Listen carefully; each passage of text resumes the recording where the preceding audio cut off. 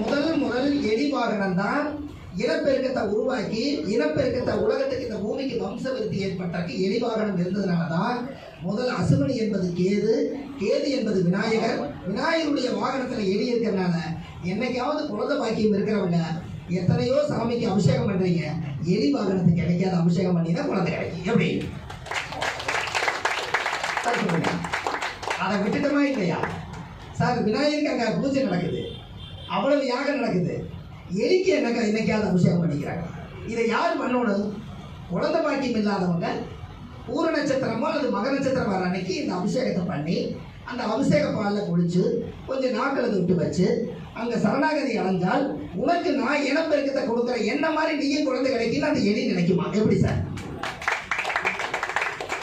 Sir சரியா தரா sir? ஒன்று ஒரு நாள் தெரிஞ்சுங்க, இந்த கடகமும் சிம்மமும் தாய் தந்த வீடு தானே. அந்த காலத்தில் விஞ்ஞானியில் அந்த காலத்தில் கடகம்னா தப்பா எடுத்துக்காதீங்க, கடகம்னா கேன்சர்னு வச்சாங்க. அது கேன்சர்னா கடகராசிக்கு அல்ல, கடகம்னா இங்கிலீஷில் கேன்சர்னு வச்சாங்க, நண்டுக்கு பேர் வச்சாங்க. அதான் சார், அந்த நண்டுக்கு அந்த கடகத்தில் வந்து நண்டு வந்து குஞ்சு பொதிக்கிறதுக்காக இறை இல்லைன்னா தன்னுடைய உடலவே அரிச்சு தின்னு அது கடைசியில் வந்து அது உடம்பை உடைச்சி குஞ்சுகள் எல்லாம் புழைச்சிக்குது, தாய் மட்டும் மாண்டு போகுது. அப்போ என்ன காரணம் அப்படின்னா அந்த தாய் வந்து கடகத்தில் பிறந்துக்கிறவங்க குழந்தைகளுக்கு தியாகம் செய்யறதுக்குன்னே பிறந்த ராசி கடகராசி. அதனால தான் தாய். உங்களுக்கு தெரியுமா எதுக்காக மீன் பெற்றாங்க? அந்த விஷயத்த சொல்றேன் சார். நண்டுக்கு ரத்தம் கிடையாது, நண்டுக்கு ரத்தம் இல்லை. அப்ப அது என்ன ராசி அது சார்? நண்டு என்ன ராசி? கொஞ்சம் சத்தமா சொல்லுங்க. கடகராசி. கடகத்துல என்ன கிரக நீசம், அதனால செவ்வாய் நீசமானதுனாக்க கடகத்துல நண்டுக்கு ரத்தம் இல்லை. எப்படி சார்? எல்லாமே காலச்சக்கரத்துப்படி முறையா வச்சிருக்காங்க. இதை நம்ம எடுத்து அழகா சாப்பிட்றதுக்கு மக்களுக்கு வழிகாட்டுறதுக்கு பிரமாதமா இருக்குதா இல்லையா சொல்லுங்க?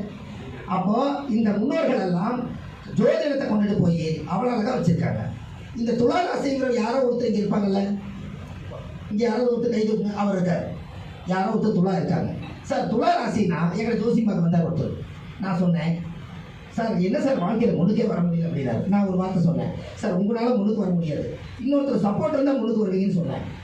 அவர் சொன்னார் எதுக்கு சார் சப்போர்ட்டு, என் திறமை பத்தாதான்னாரு. நான் சொன்னேன் துலாம் தான் தெராசு, தெராசு சும்மா நிற்காது, யாராவது பிடிச்சா தான் நிற்கும், அதனால ஒரு சப்போர்ட் தான் நீங்கள் முன்னுக்கு வருவீங்க.